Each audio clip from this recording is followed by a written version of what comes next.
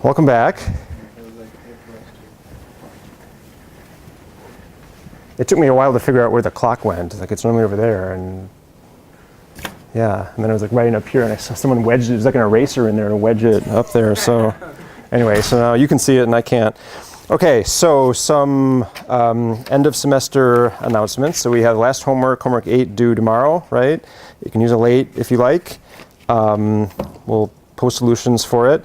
I was under the understanding that I would have all the previous grade homeworks in my hand for this lecture, and I don't have them. I haven't heard anything. It's possible someone might come in with a pile of them. If not, I mean, you deserve to get them back. So it might be that like we'll have them tomorrow during the discussion period if you want to pick them up. I keep looking at the door. Anyway, if not, I'll tell you where you can pick them up. Probably you can pick them up from my admin if for some reason they're not done by tomorrow. Labs 3 and 4 also we owe you. Anyway, so that's graded stuff. Let's see, we have lab 5 due Monday the 11th, right? That's 4:30 p.m. We have the 5670 exam. If you're one of the 3 students in that class, you have a final exam Saturday, December 9th, 2 to 4:30 p.m., 219 Phillips. That's right down the hall. I'll send out an email to those 3 students with an exam announcement, kind of like with the prelim that has the coverage and the rules and all that jazz. Umair and I will announce our office hours for next week, probably today or tomorrow. I hear from him that some students want to know the office hour schedule so they can plan their final studying for next week and so on, and the projects and stuff for next week. So we will get that out. I don't know what it is going to be now, but we'll email it out or post on the Blackboard site like tonight or tomorrow, so you know. Let's see, homework, exam, lab 5, extra office hours. Course evaluation. Did you get an email about evaluating the course? Yes? Okay. So please fill it out. Okay. I will read it. I read every line of those things. I do make changes to the course every year. I have my own list of changes. This is my list of changes for the class. Even having taught the class 5 times in 4 years, I still think there's a bunch of things that need improvement or could be done better or whatever. So here's my list. But I'd be interested to hear what your thoughts are. So I will definitely read it. I can tell you my boss reads it. Okay, people read these things. They're taken very seriously, and some of it's like my grade for the class. Okay, so approach it with that level of seriousness. I don't want charity. Okay, so be honest in your assessment of the class, but do please fill it out. You get credit for doing so, right? I have to look it up. 2%. Wow, you get 2% of your class just for filling it out. So the way it works is after you fill it out. And after it's closed, and I don't know when the close date is, I don't know, sometime soon, so don't wait. After they close it out, they send me a spreadsheet that just has everybody's name, the list of everyone in the class with a Y or an N, depending on whether they filled it out or not.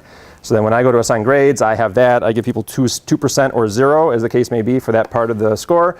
And then afterwards, when grades are all submitted and the semester's all done, the place is closed down for the holidays, then they email me the actual PDF with the comments. I used to do 1% for course evaluation, and I'd still get a good third of the students just wouldn't fill it out. And so up to 2%, we'll see if that makes a difference. I can tell you 2% is a lot. Like that can easily, it's not guaranteed, but that can easily make the difference of a third of a letter grade, like B+ to A-. I mean, that could easily jump you. So please just fill it out and take it seriously. Do you have a question? Oh, I was just curious. Who's your boss? I mean, I'm joking, but yeah, I mean the administration. Yeah, I guess I refer to Cliff Pollock as my boss. He's the department chair. Yeah, I think obviously academia is structured a bit differently from, for-profit companies. So he's not, my boss doesn't really tell me, what to, sorry? This isn't a for-profit company? No, technically it is a non-profit organization chartered by the state of New York. So anyway, supposedly actually the lingo they use around here is the dean is your ultimate employer. I don't know exactly what that means. It sounds kind of cool. I meet with the dean very rarely. In practice, department chair. I call him my boss. So it's him right now. So it might be a her in the spring. We'll see. Okay. Any other questions? Yeah. From last lecture, why is the variance of H1? Oh, you have a question about this? So yeah. Okay. I can talk about that in a moment. Any other administrative stuff? Last chance. Yeah. We won't have I'll be there and Umair will be there. We will not have any prepared content. It'll just be like kind of glorified office hours to help with either homework 8 or, especially lab 5 for people who want to talk about that. So we'll both be there, but there's going to be no presentation. So if people come and have no questions, then we're all just going to sit there and stare at each other. So, come armed with questions. Yeah, other questions?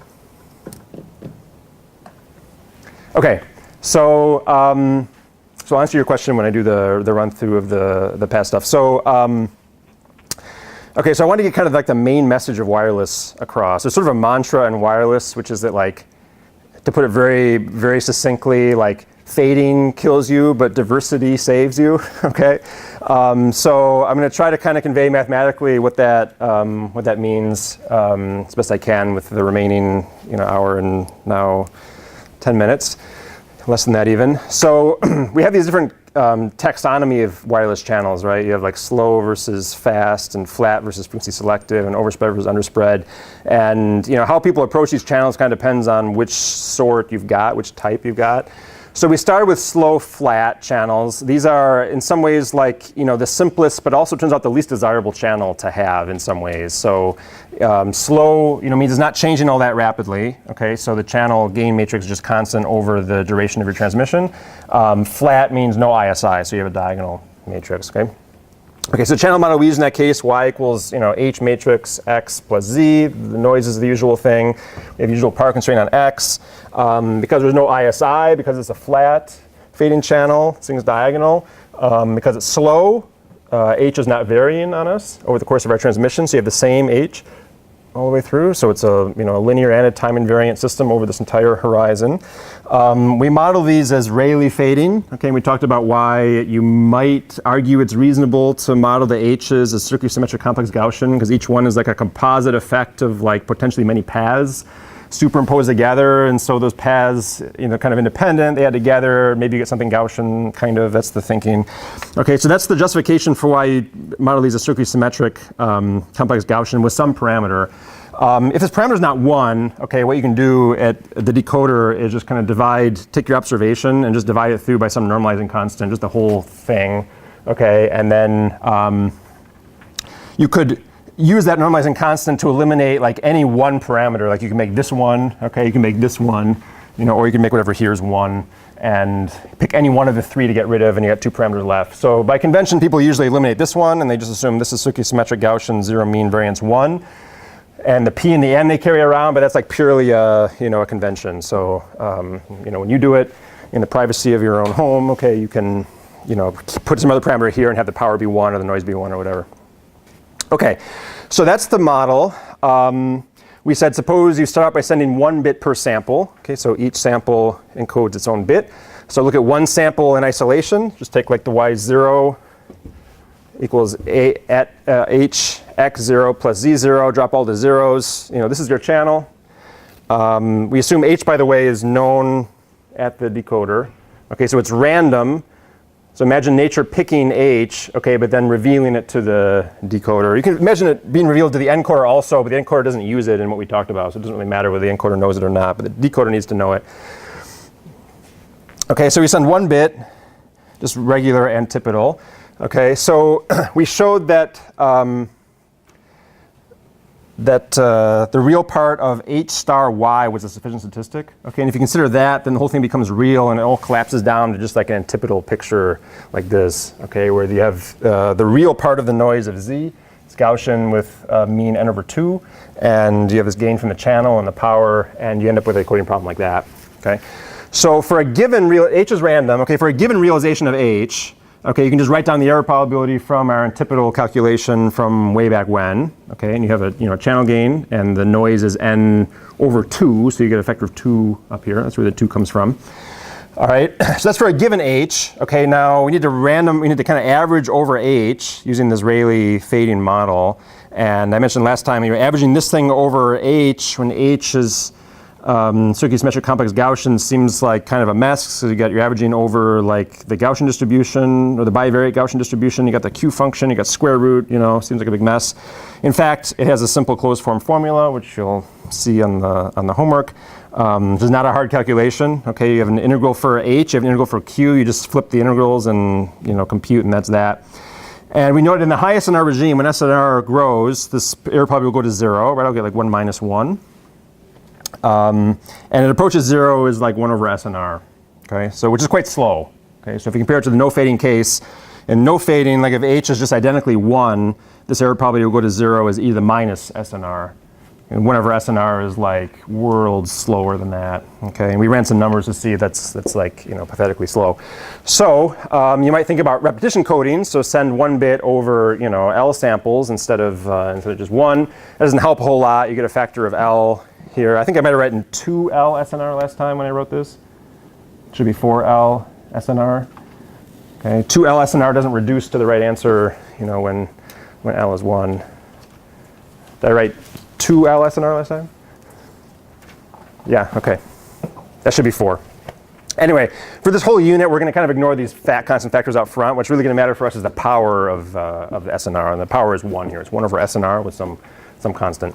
Okay. And I mentioned one way of thinking about this this error probability and why it's so large. Okay, is that there's what they call the deep fade event. Okay, which is the channel gain is sufficiently small so that the gap between these 2 points here ends up being on the order of the standard deviation of the noise. Okay, and if the realization of h is that small, like if you happen to have paths in your channel that are like destructively interfering with each other, so you get like a really weak signal at the receiver. Okay, then it's very easy for the thermal noise in the receiver, which is what the end thing is modeling, to kind of move you back and forth between the 2 points. Okay, and in fact, the dominant way that errors occur in a channel like this, okay, it's not that like the gains are strong, h is strong, and somehow the noise just overpowers it. It's an extremely unlikely event. It's like e to the minus SNR type of probability. Okay, the way this tends to happen is that you just get destructive interference. The h's end up being really small in magnitude, and you end up with antipodal with the two Gaussian curves kind of on top of one another, and then the errors are quite likely. Okay, and this event has probability order 1 over SNR, which explains why you get this here. Okay, so that's on some level this just like doesn't work, right? We ran numbers instead for typical SNRs, typical error probabilities. It's just not going to happen. You're not going to get data rates that you want. Okay, so that's a lot of doom and gloom. Let's move to the next case, fast, flat fading. Okay, so no ISI, but now the channel changes over the course of the transmission. So think about the time between when a bit enters the encoder and when it needs to exit the decoder. So it's like the amount of time it can be kind of en route. Okay, and in the previous model, we assumed the channel's constant over that entire period. So if you've got a bad H realization, you're just stuck with it for the entire time. You can't wait it out. Okay, now we're assuming the channel's changing on us. So which in wireless means something's moving.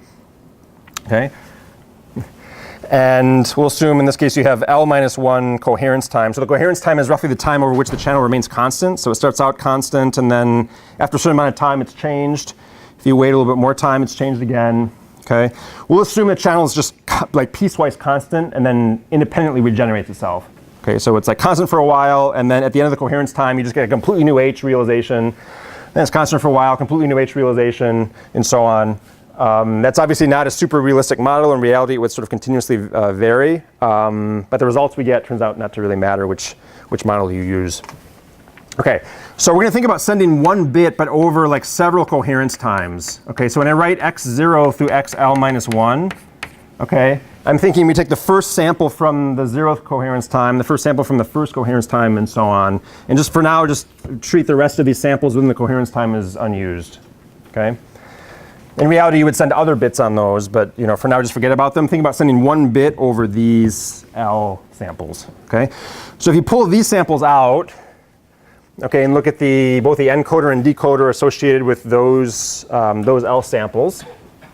L samples at the decoder, L samples at the encoder, the usual noise, the usual power constraint. I don't have it written here. Okay, the difference from the previous case is that now the channel gain is different for the different X samples, right? Because they're sent over different coherence times, right? And we're thinking the channel sort of regenerating itself. Okay, so the channel gains end up being independent. We're still going to assume they're known, that both well, both the encoder and decoder are just equivalently at just the decoder. That's the only place we really need it. Again, this would have to be done with training, which, if the channel's changing on you relatively fast, you can argue, there's kind of a cost to training and so on. We'll ignore that. Just assume H is known to the decoder. Okay, so if you want to send one bit, say through repetition coding over this system, okay, repetition coding means all the X samples will be the same, right? You're going to send plus or minus square root of P, right? Depending on whether the bit you're sending is logical 1 or logical 0. And I think we left off last time with the map ML decoder. So we calculated the map ML decoder last time.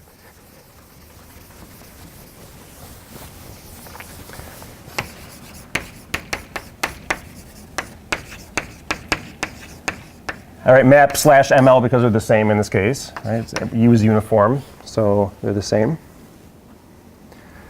Okay, and what we showed was that if you look at the real part of the H vector Hermitian Y,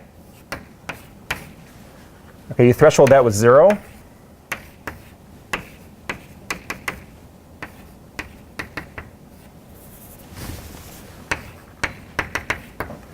Right, and that's the map ML rule. So that's the rule that minimizes the error probability. So what is the error probability? And how does it compare to the slow fading case? So I think this is where we left off on Tuesday, right here. Is there any questions about Tuesday's lecture? Okay. All right, so let's compute the error probability of this.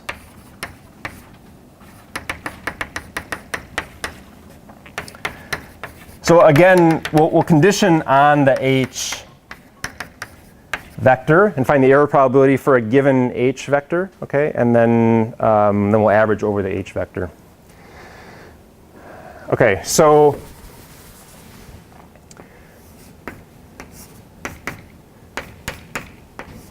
observe that since X is not varying, I can just create a random variable X, which is equal to all of these components, okay? And then I can write the channel is Y equals HX plus Z, like that. So this is the vector of the channel gains. That's the vector of noise, this is the vector of receive samples, right? And I can sort of collapse the H matrix down to a vector because X is a scalar, right? If this is all a scalar here, okay, then it's like you just collapse this into a column vector multiplied by that scalar, and that's that. Okay, so let me come up with an expression for this quantity we're thresholding in terms of that formula. So take H Hermitian both sides.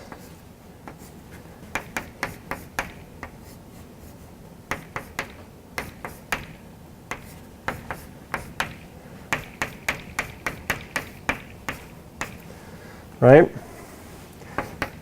And this is just the norm square root of H, right? H Hermitian H, X, H Hermitian Z.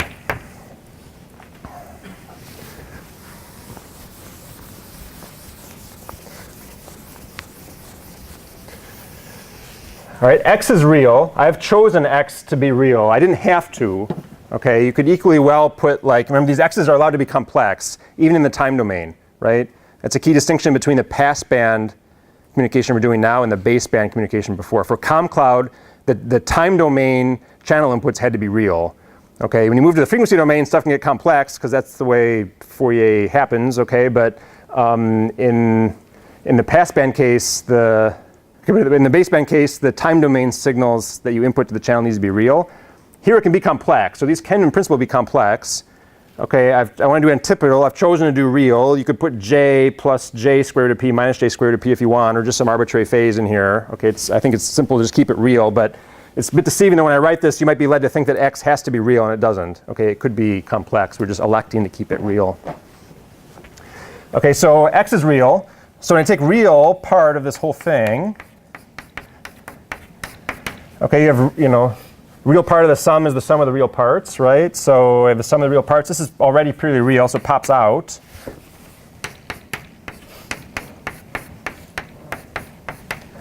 And you have real part H Hermitian H Z, right?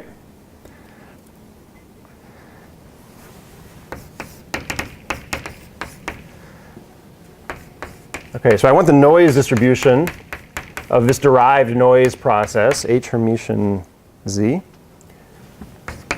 So what can we say about that? So that's an inner product, right? Sum over the components. I have, this is going to be H star L Z L, right?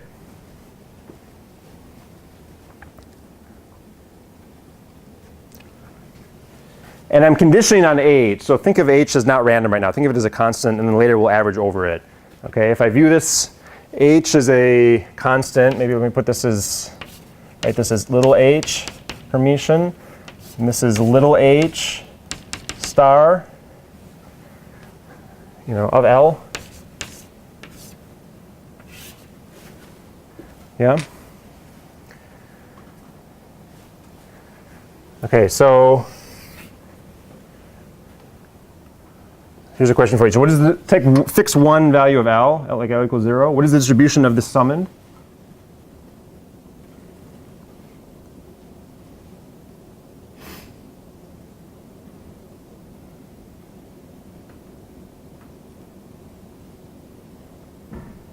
Okay, what's the distribution of ZL alone?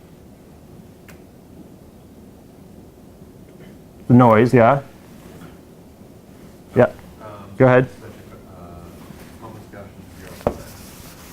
So this is that, right? So its real and imaginary components are independent, okay, and it has that variance. I'm multiplying it by a complex number. Okay, you can think of this as like a magnitude and a phase if you want. Phase is not going to change the distribution. Okay, the magnitude is just going to scale n. So this summand is going to be circularly symmetric Gaussian, zero mean, and variance h, L, magnitude squared, n. Right? It's like taking a Gaussian random variable multiplied by 3. Okay, the variance is just times 9. I'm adding this all up. Okay, these are independent, the z's. So I'm adding up a bunch of independent random variables. Think maybe in terms of separately in terms of real and imaginary components. Okay, the real parts of all the summands are independent. The imaginary parts of all the summands are independent. Each ends up still being Gaussian, and the real and imaginary part are still independent when you add it all up. So this whole sum is going to be circularly symmetric complex Gaussian. You're just going to sum up the variances. So you're going to add this up over L. That's going to be h norm squared n, right?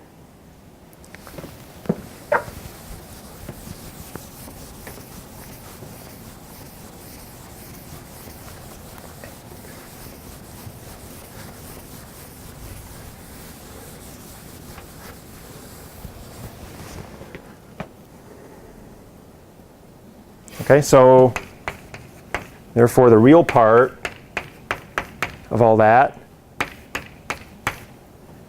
this is given the realization of H, is going to be just regular Gaussian, zero mean, variance half of this, right?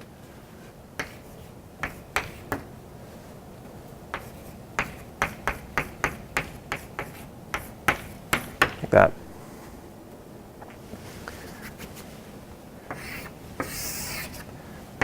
Okay, so if I draw a signal space picture here,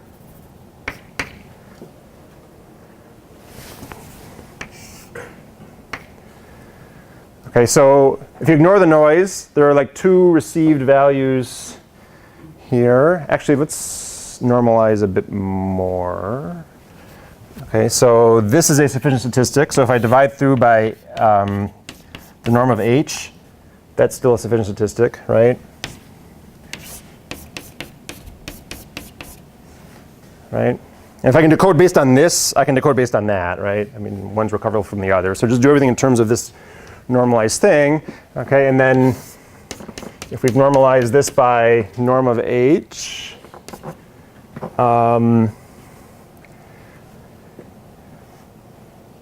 let's actually stick to capital here. It's maybe confusing to have both letters floating around. If I divide through by this, you're going to divide the variance by the square of that. So we're going to lose this thing. We just have n over 2 left, right? So the noise has the usual variance then. And the two signal points I can get are plus minus norm of H square root of P, right? So you have norm of H square root of P minus norm of H square root of p. Those are the two signal points. And then you have square root of n over 2 standard deviation Gaussian noise on top of that. Okay, so the error probability given the realization of h, that's error probability given h. I can read off from this picture, right? The chance that Gaussian noise with this standard deviation is strong enough to push me this distance, right? So hopefully by now people are comfortable just writing these things down. Q function of the distance traveled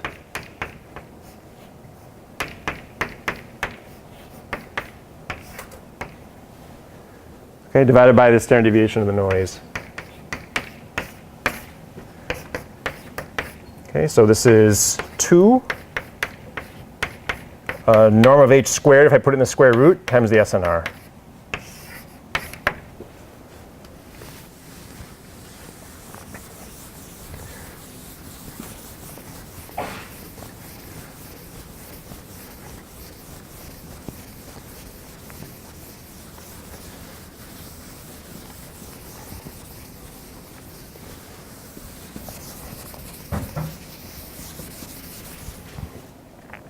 All right, so in the slow fading case, we just sent over one sample, i.e. one coherence time. We had this formula where h was a scalar. We just had modulus of h squared. So this is generalizing that to L transmissions over L different fades.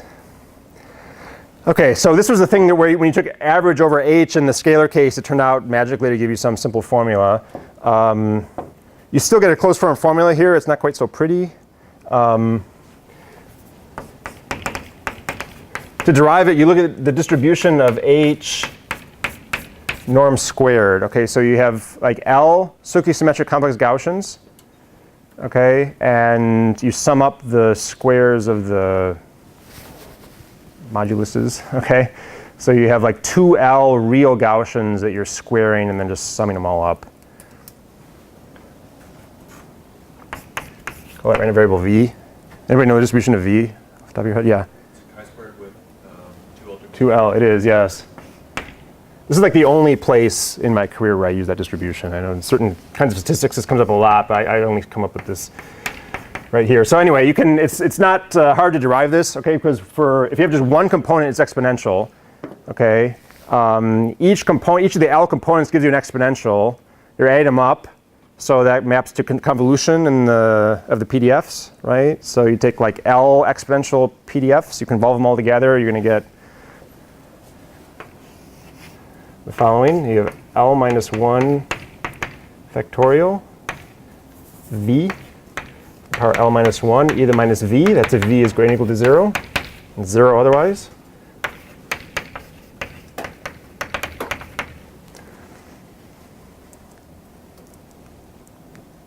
We won't put this on a homework. There are no more homeworks. Okay, so take my word for it. Or if you're looking for something to do over holiday break, you know, convolve these exponentials, you'll get this chi-square distribution. If you plug this thing in here, okay, and you plug in for the Q function, do the same swapping and computation and so on, okay, you'll get the overall error probability, which is what you get when you average over h of this expression.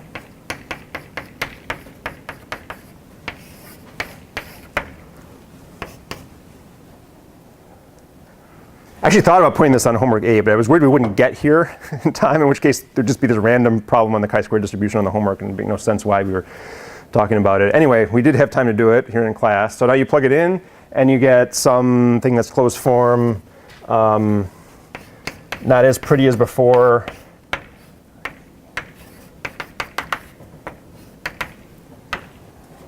I might need to cheat. I don't remember. There's some combinatorics thing. Do I have this written down here?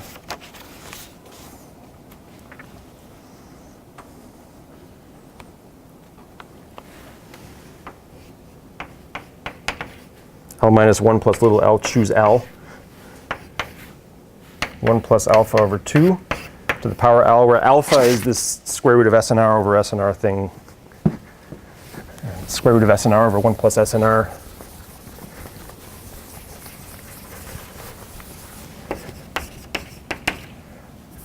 where alpha is square root of SNR over 1 plus SNR.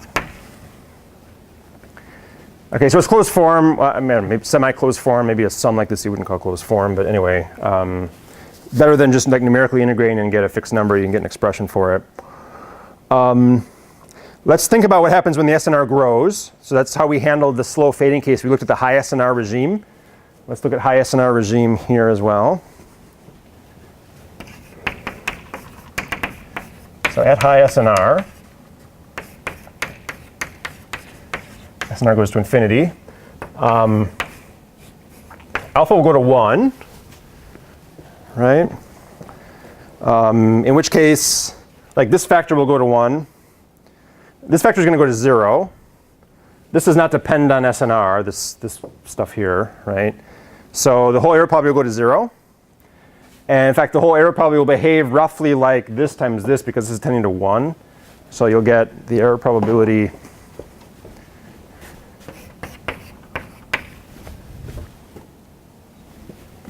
(1 minus alpha over 2 to the power L, sum over L).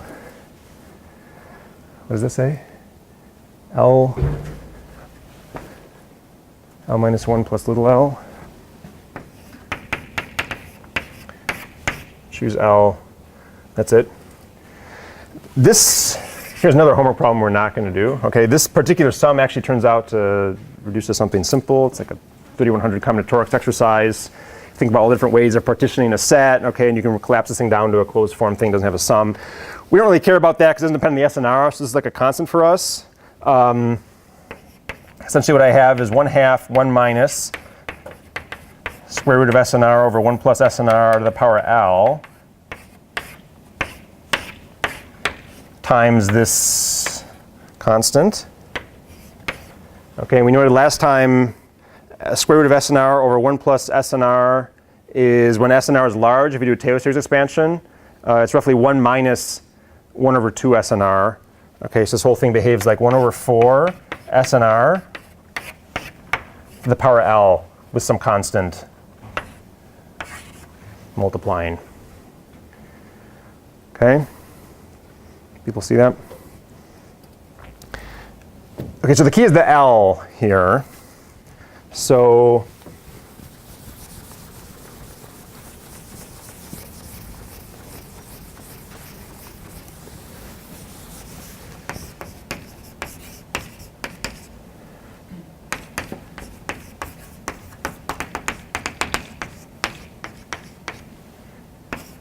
if you look at repetition coding over a slow flat channel, that's the formula we had. I think it was like right up here. The formula I had wrong. You can see it right here. 1 over 4 L SNR. I had a 2 L SNR last time. If you take that formula and compare it, that's what, if you did repetition coding, same mistake. If you did repetition coding over a slow flat fading channel and send 1 bit over L samples, this is what you get. Okay, if you do repetition coding over L samples on a flat fast channel where those L samples are over L different coherence times, you get this. Okay, and when SNR is large, okay, this is much smaller than that one because the L is giving me this like power boost here, okay, rather than just multiplicatively dividing it.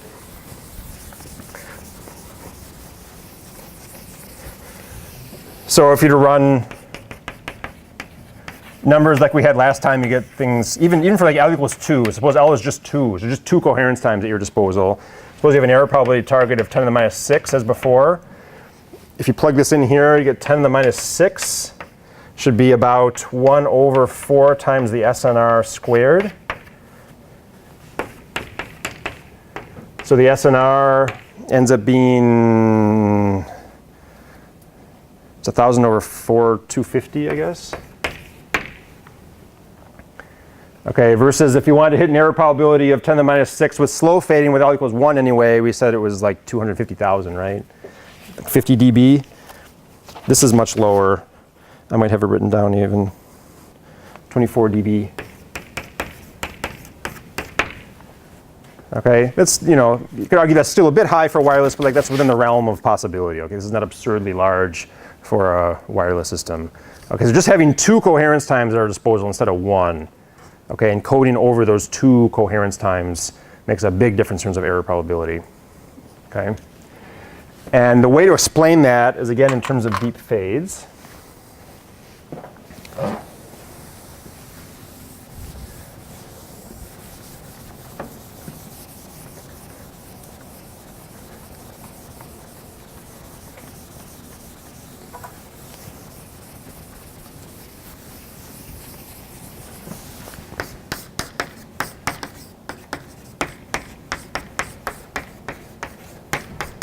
In terms of deep fade events,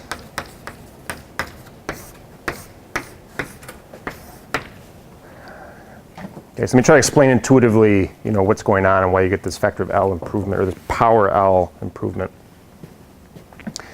So let's suppose L equals 2, like in our example. Okay, we know we have a certain sufficient statistic we can just use at the decoder, right? H Hermitian Y is a sufficient statistic, right?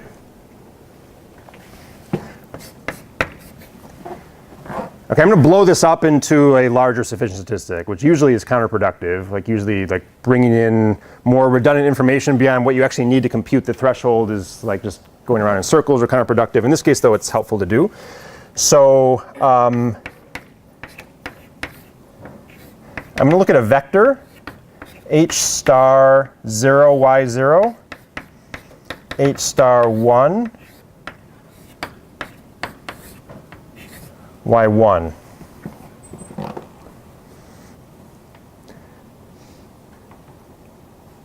So if I treat this as a vector, this is also a sufficient statistic, right? Because if I have this, you add the 2 things up, and you get this thing, right? Actually, I'm going to normalize further. It's normalized by the modulus. Okay, again, if I have these 2 pieces of information, I can get this, right? Because throw away the normalization, which we assume is known to the decoder, add these 2 things up, you get the argument of the real part, then take the real part, and you're good. Okay. Let's actually take the real part of these 2 things. That's still a sufficient statistic, right? From these 2 pieces of information, I can get this. Let's put that in a vector. Let's call this y prime, maybe.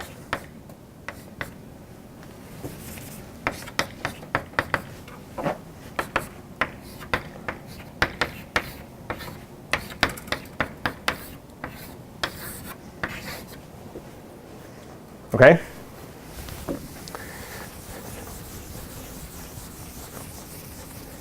Now let's draw the signaling diagram, the signal constellation. Okay, if we think of this as being the received data points. So it's 2-dimensional now, right?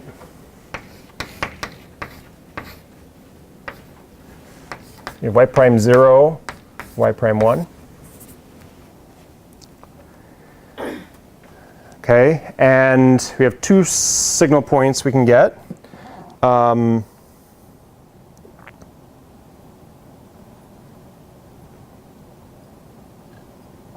So one, if you plug in for x here, okay, then if you ignore the noise, there are 2 possible received values for this 0th component. One is going to be magnitude of h square root of p, and the other is going to be minus magnitude of h square root of p. So y prime 0, like if there's no noise, we'll take one of 2 values. That.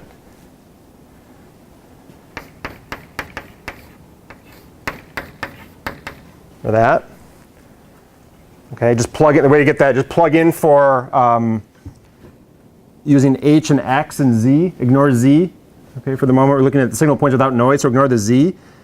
This is just h0 plus minus square root of p, right? So get these 2 values. Okay, likewise, y prime 1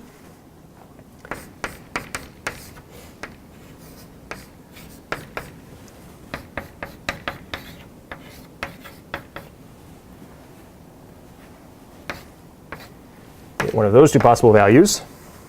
Okay. And we're only sending one bit, right? So there's two possible signal values. And they're here and here, right? I should have written this over here maybe.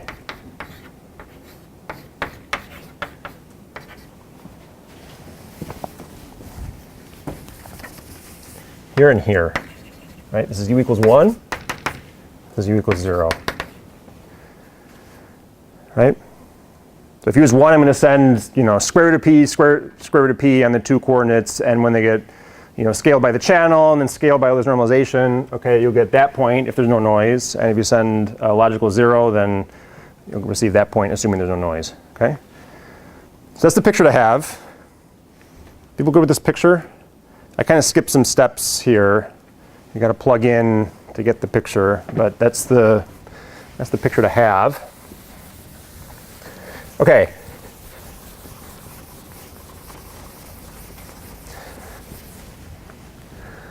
All right, now we're using the same normalization that we used up over here. So the noise is going to be order square root of n still. Okay, so we use the standard normalization, so the noise standard deviation will be square root of n over 2 like we had before. Yeah, Ian? Since we're normalizing it, why does, for y prime, why the coordinates dependent on h? Okay, so let me write one out. So if you look at the first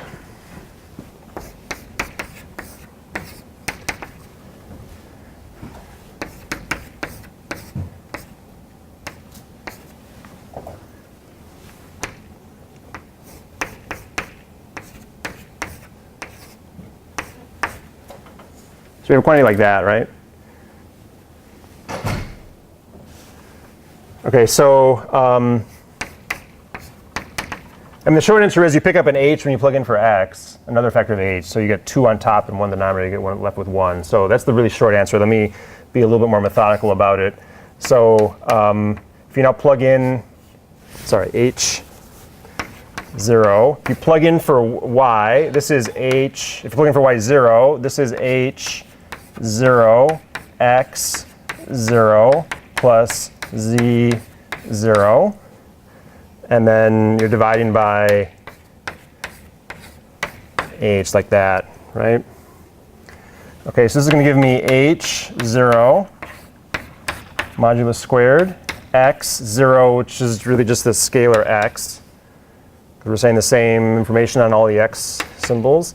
And then you're going to have h star 0, h0 like that, z0. And then, sorry, I'm dividing here by h, so this first term also gets divided by h0 modulus. Okay, so if there's no noise, okay, you're going to get square root of p times modulus of h0. Likewise on the vertical axis. Distribution of the noise, just write this thing as a magnitude and a phase. The magnitudes will cancel. You have just purely phase, okay, which doesn't perturb the distribution. So again, stoichiometric Gaussian variance n. So that's why we get a square root of n over 2, spread in each direction. Okay, people with me on the picture? This is kind of a critical picture to have.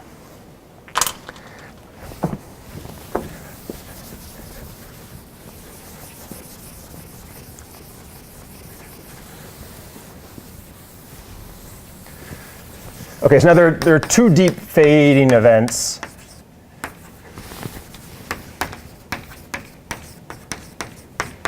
That we should be mindful of.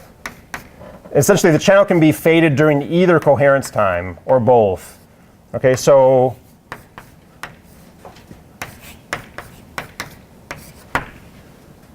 one fade event is that the channel during the first coherence time is faded.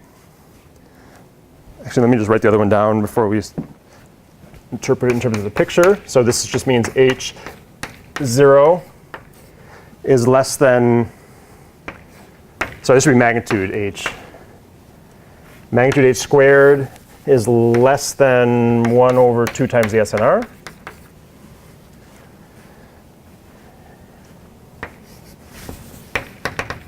Likewise, the other deep fade event in terms of H1. Okay? So call this deep fade event 1, call this one 2.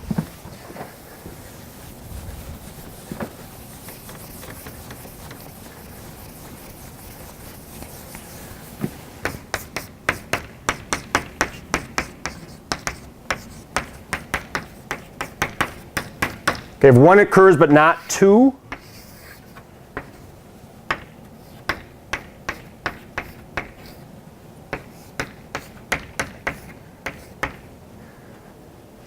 should we call maybe event 0 and event 1? Is that better?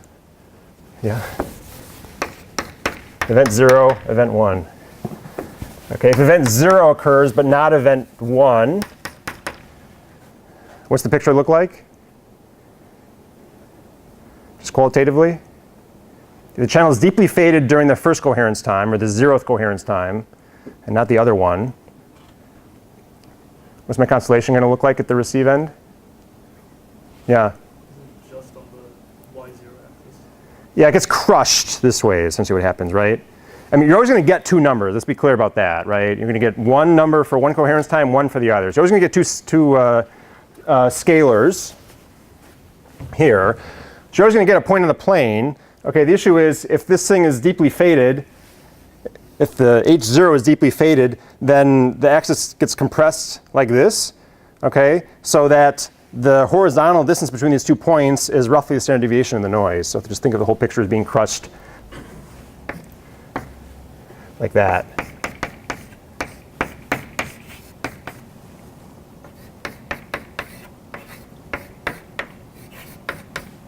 A minus here. Okay, so the 2 signal points look like that. Am I going to tend to have bit errors in that case? Are they likely? No? Exactly. Right? The first coherence time, not the 0th, but I mean, some kind of like better English way of saying this. The coherence time is not faded will save us, right? Because the same bit's being sent in both coherence times. So one of them's faded and just annihilates that information. You still have the other one to rely on, right? So in this case, you still have a lot of distance here. It's easy for the noise to kind of push you the horizontal distance between these 2 points, okay, but you still got a lot of vertical clearance. Okay, likewise,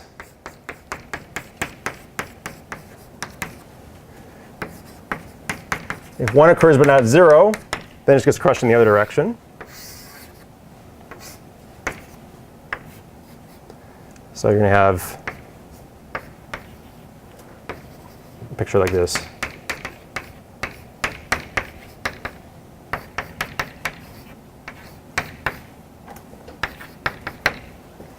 Okay, so this will not tend to cause an error. I mean, it's stochastic, so because there's some small probability of error. The event the noise, the thermal noise is strong enough to push you from here all the way up to 0. Okay, so that can happen. It's a very small probability event. Likewise, here you'll tend not to have errors.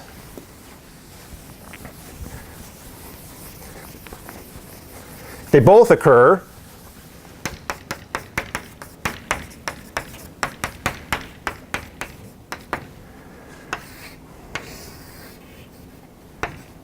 then you're like that, right?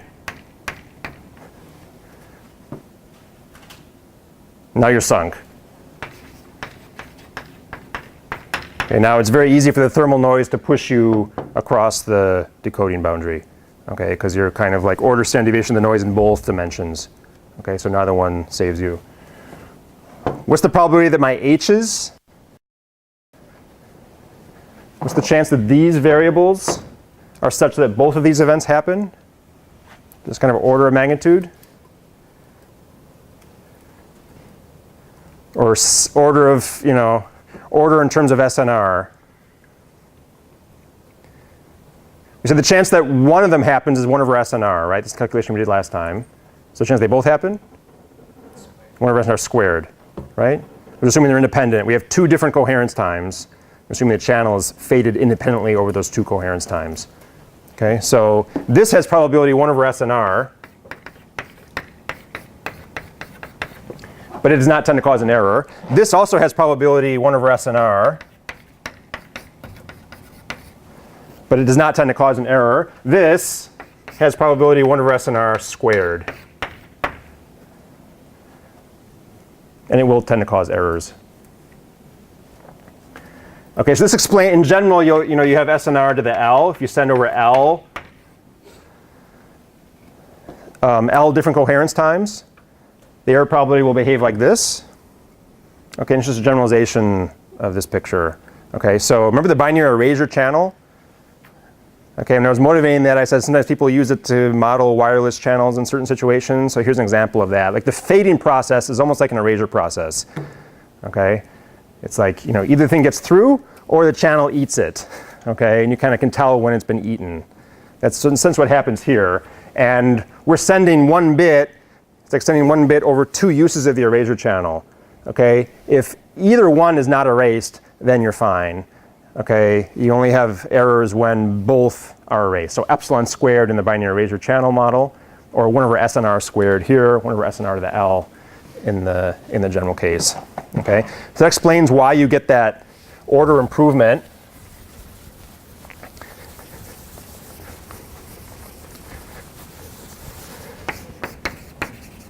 So they call, by the way, they call this a diversity gain, this factor of L right here.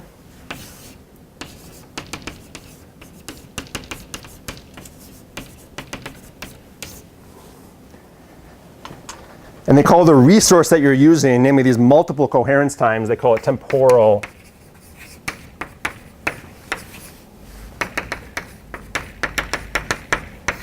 diversity.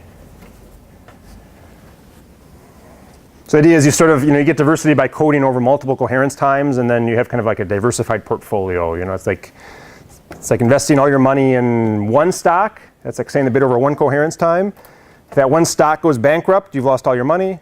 Okay, if you invest your money like half in one stock, half in another, okay, then it's like both companies have to go bankrupt for you to lose all your money, right? So that's I guess is where the term diversity comes about. Can you give a human spin on this? I guess like if you have 2 team members and they're kind of both from similar backgrounds, then the chance you get blindsided by some effect they didn't think of is like epsilon. Whereas if you have like 2 people with different backgrounds on the team, then it's like epsilon squared because they both had to not realize that was happening and they have different backgrounds. No? Okay. Anyway, they call it diversity. So that's temporal diversity. Let me show you one thing from this picture that's I think is really cool.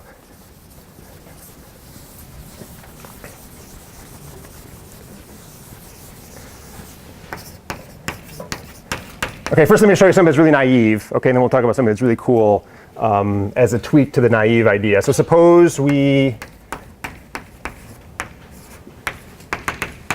send 2 bits over 2 coherence times.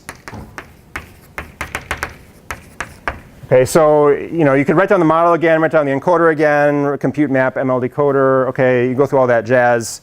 I think hopefully we're pretty fluent at that now. So I'm just going to kind of cut right to the picture. Okay, if you do it in the sort of standard way, like the first thing that pops in your mind, it's like you would just send 1 bit over 1 coherence time using antipodal, then you send the other bit over the other coherence time using antipodal, right? So just keep the bits separate over the coherence times, right? That's probably the first thing that would pop in your head. In that case, what will happen is you'll get pictures similar to this. You have 4 points though, right? You're sending 2 bits, right? So you have H0 square root of p minus H0, these are all magnitudes, square root of p, minus H1 square root of p plus H1 square root of p, right? And if you send 1 bit in each coherence time, right, then you actually have 4 signal points like this, right? Maybe I guess I was using big dots before rather than X's.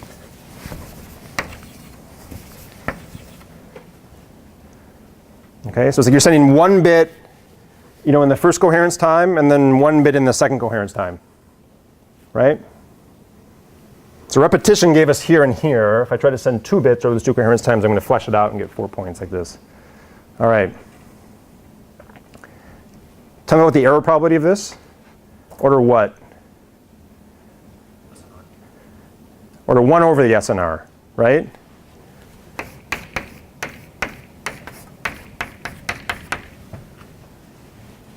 Okay, the reason is if I have a deep fade in either coherence time, I'm going to get errors, right? If H0 is deeply faded, it's going to crush the picture like this, in which case it's hard to tell this point from this point. Okay? Or if H1 is faded, it crushes the picture like this. Okay, and then it's hard to distinguish this point from this point because they end up really close to each other on this axis. Right? Okay, we're sort of intuitive. It's like you're trying to send 2 bits. Each one, though, is only writing in its own coherence time. So if that coherence time is deeply faded, that bit doesn't get through. It's like trying to send 2 bits over 2 uses of the binary erasure channel, right? If you have an erasure, that 1 bit that was sent during that that use of the BEC doesn't get through, and you're stuck. Now for the BEC, there's not a lot you can do about that. If you're trying to send 2 bits over 2 uses of the BEC, there's not much fancy you can do. 2 bits over 3 uses of the BEC gets interesting. That's where the XOR comes in. But 2 bits over 2 uses, not a whole lot you can do. Here there is something clever we can do, though. I claim I can get 2 bits through using 2 samples with different coherence times with an error probability 1 over SNR squared.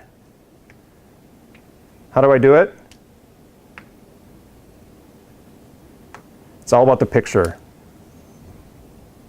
What can I do to this picture? Yeah. Yeah. You rotate it just a little bit. Okay, not too much. So kind of do it so you're like this.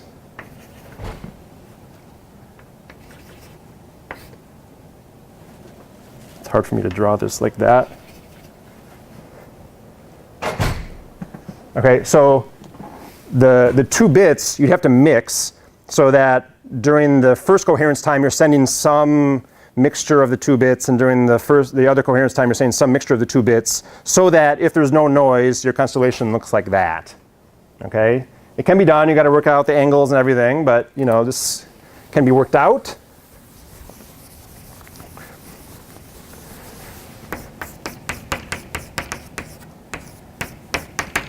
And then what will happen is if H0 is faded,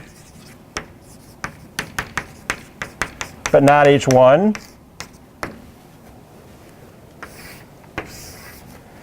so that's crushing, H0 is faded. So that's crushing the things along the x-axis, right? So you end up with points kind of like this.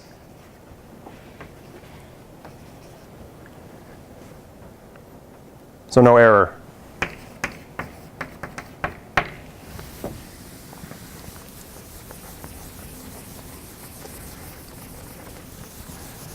And likewise, in the other case,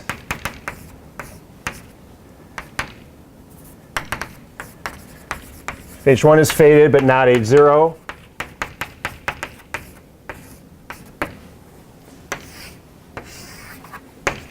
then it'll get crushed in the vertical axis, so you end up with points kind of like this.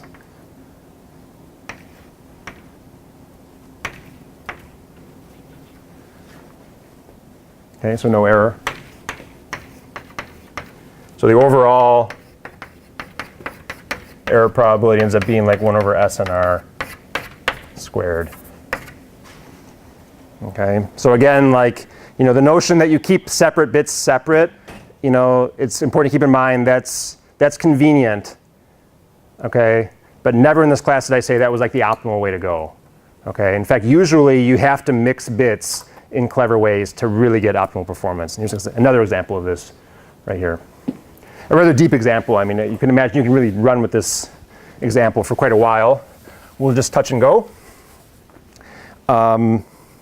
We have 15 minutes. Let's talk briefly about the other types of channels. So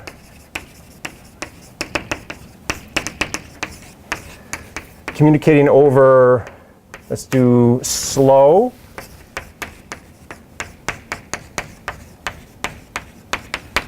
Frequency selective channels.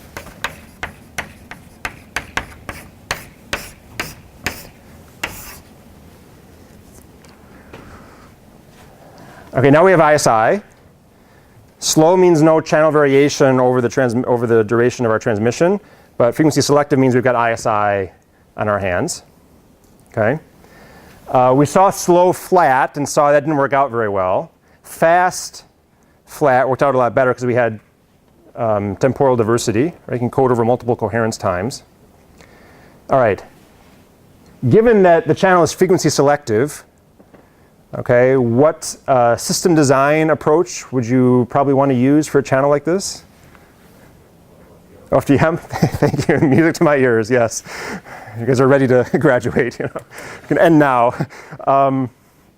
Yeah, so you have ISI. So OFDM is the way to go. This is a time invariant channel, a slow fading, time invariant channel. You have ISI. OFDM is the way to go. You're going to communicate in the frequency domain. Given the channel is frequency selective rather than flat, you're going to have variation in the frequency domain. The channel will attenuate some frequencies more than others.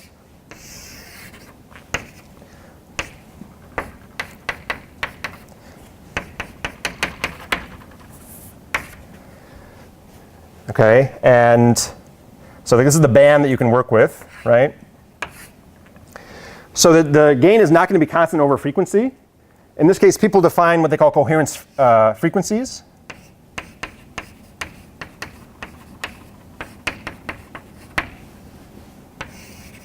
Bands over which the gain of a channel is roughly constant in amplitude. Okay? And if you had a flat fading case, the coherence frequency would be the whole band. Okay? If you have ISI, then it's not flat and often has quite a bit of fluctuation to it, but it'll have sort of bands of constancy. Just like in the time domain, you had like durations of time over which the channel was constant. Here in frequency, you have durations of frequency, or like intervals of frequency over which the channel frequency response looks flat. They call that a coherence frequency. Okay, so in the slow flat fading case, I have one coherence frequency over the whole band. Okay, I can try sending 1 bit. I'm getting an error probability of 1 over SNR. Because if that frequency that it's on is faded, then the bit doesn't get through. Chance it's faded is 1 over SNR. That's that. Okay. Now I have this picture to work with. Okay, and I claim in this case I can get an error probability, as I've drawn it here, an error probability for 1 bit of 1 over SNR cubed. How do I do it?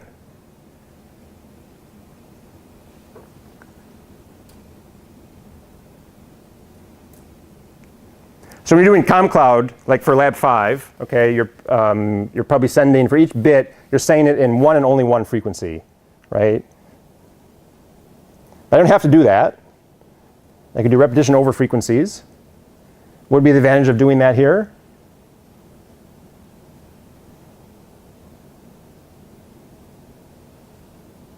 Yeah?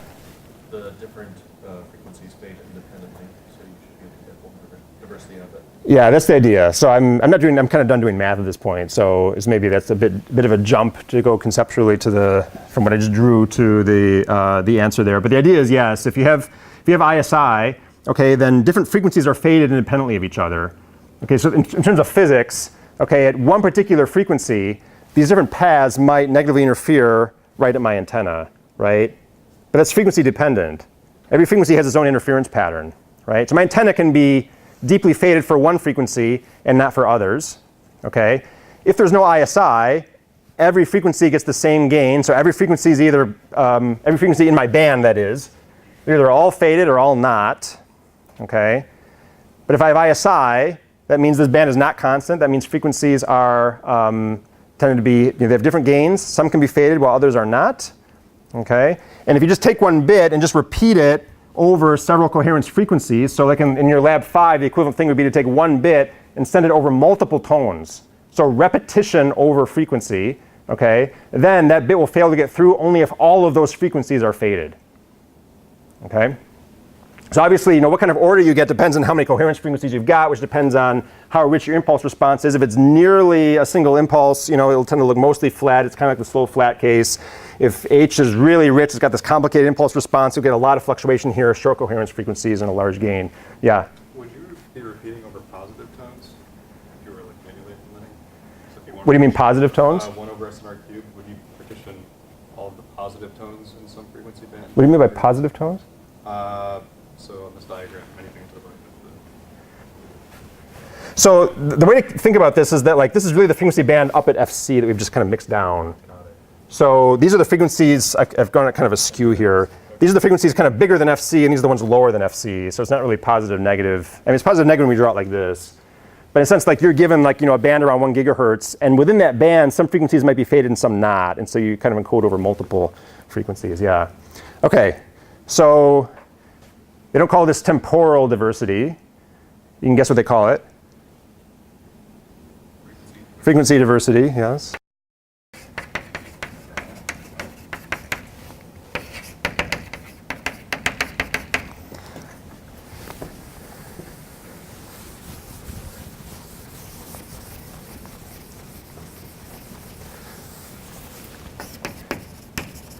We have one case left. Communicating over fast.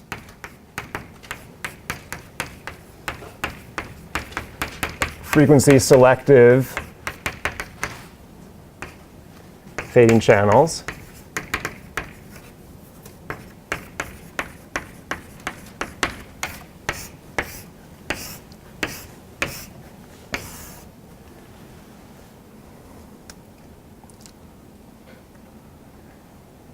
Okay, so here it's like you have multiple coherence times. The channel's varying over time during your transmission. And also within one coherence time you have ISI. So you potentially have multiple coherence frequencies too. When you're transmitting within one coherence time, right, the impulse response is not an impulse, so the frequency, you know, the transfer function of the channel is not flat. So you have multiple coherence times.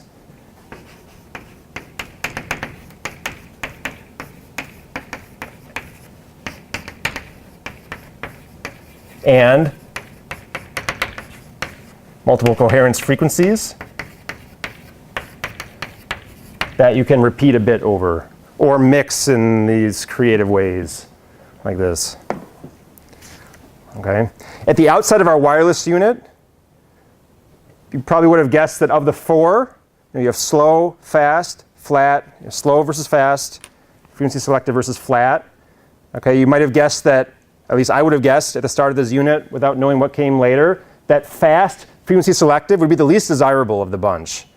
Okay? Fast means it's changing on you over the course of your transmission, so you've got to be tracking it while you're communicating. That's a pain, and you've got ISI to boot. Okay? So this seems like kind of a messy channel we'd rather not have. Wouldn't it be nice if the channel was slow, flat, fading, right? That's, in fact, the math shows that's the wrong mentality. Would you rather have slow, flat, or would you have this? You got diversity up the wazoo here, right? You got time diversity and frequency diversity at your disposal. Okay, so one bit can be sent over multiple coherence times and over multiple frequency coherence frequencies, right? So you get a very high diversity order, as they call it, like the power of L on the SNR. If the error probability case is 1 over SNR to the L, they call L like the diversity order, because you get a very high diversity order here, because you have so much diversity at your disposal. All right. Last point. Let's loop back to the slow, flat fading case.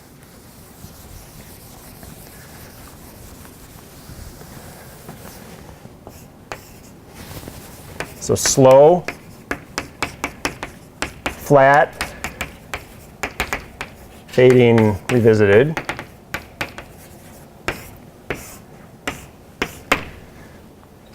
Okay, so when we did this last time, we said, like, don't bother, right? Just put the thing on a USB stick and walk it over, because this is not going to work, right? That was our conclusion from that whole unit. Okay, and the problem basically was that there's just too high of a probability that the receiver is stuck in negative interference in a deep fade, and there's no coding you can do against that. That's just like the basic physics working against you. Okay, and so if you want an error probability of like 10 to the minus 6, Like your power level's got to be such that like your power can overcur these deep fades, even the ones that occur with like really low probability, like 1 in a million probability. Your power level's got to overcome even that. Okay, and it requires this like huge amount of power. Okay, that's why it doesn't work. So, you know, I wish I could say there's like a clever signals, oh, you mix this thing, convolutional code, whatever. I wish there was some clever signals way of getting around that. There isn't. There is a way around it, though, in terms of extra hardware. Okay, so just throw money at it. You can get around it. Here's the idea. Okay, new block diagram. There's my encoder. 2 antennas at the decoder, not 1. Okay? Both antennas have a line of sight path. Both antennas will get reflections. Okay, I said we wouldn't do more math, but let me just write down an equation here, right? So you have at the decoder, you got 2 streams coming in now, right? You got like from antenna 0 and from antenna 1. Slow fading, so these gains are not changing. The input is the same to the 2. You know, we have 1 transmit signal, but 2 receive signals.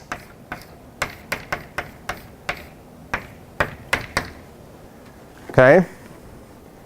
X we're going to pick.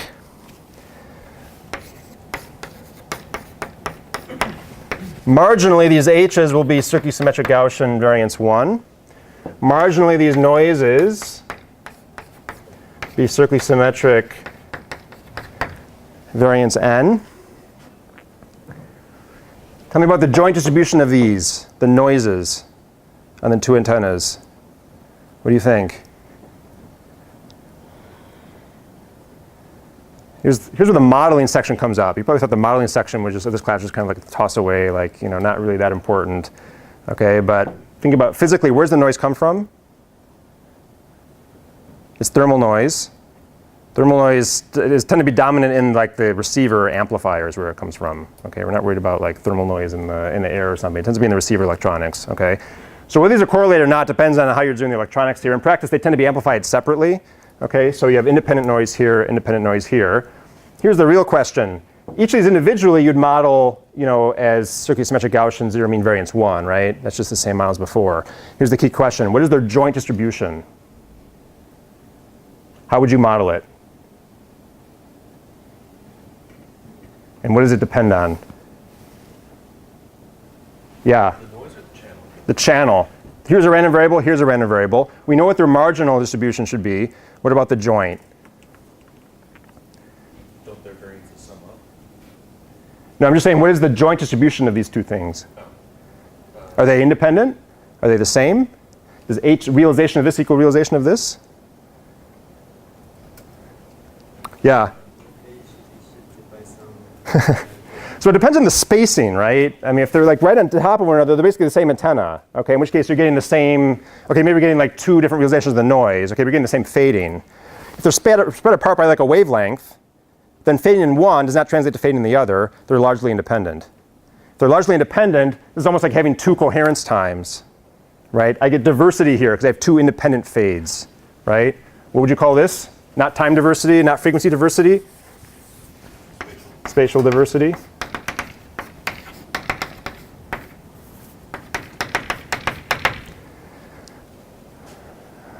There you have it. Okay, so on your way out, note that the Wi-Fi access point in the hallway has got multiple antennas sticking up out of it. Okay, and this is why right here. Okay, okay. So let me just mention just the following classes that are relevant to this one. We can end with this. So I'm teaching a data compression class next semester. That's a study of how you take the source you're trying to send, like video, speech, or whatever, and map it to bits. Which is a question we completely ignored in this class. We just took the bits and moved them. You can ask, like, how do you map sources to bits in like a really efficient way? There's a class on coding theory. So convolutional codes, or the tilted diagram we had here. How do you mix bits in a way that overcomes noise? There's a wireless class, a dedicated wireless class. So a whole class just on this wireless bit. The classes on analog electronics, so thermal noise and LNAs and all that jazz. classes on random processes. So if you want to study like, the noise, the continuous time noise and how it maps to the noise models that we have and so on, that's the class for you. Okay, so that is ECE 4670, 5670. It's been a pleasure. Remember to fill out the survey, and remember to turn in homework 8 tomorrow, lab 5, Monday the 8th. We have an exam for the 5670 students. See you around.